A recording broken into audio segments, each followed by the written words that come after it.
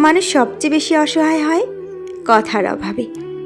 একটা সময় আসে যখন আশেপাশে শত মানুষ থাকলেও এমন একজনও থাকে না যার সাথে মন খুলে সব কথা বলা যায়।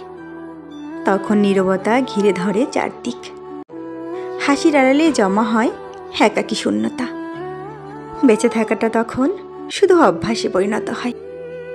অনুভবের জায়গা হারিয়ে ফেলে প্রাণ।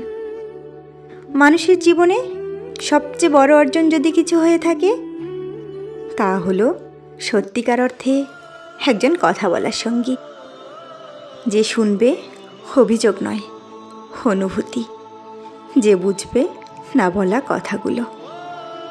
যার জীবনে এমন একজন মানুষ থাকে, তার দুঃখ কষ্ট অনেকটাই বিলীন হয়ে যায়। কারণ কথা বলার সঙ্গী থাকা মানে জীবনের অর্ধেকটা ভার বিলীন হয়ে যাওয়া।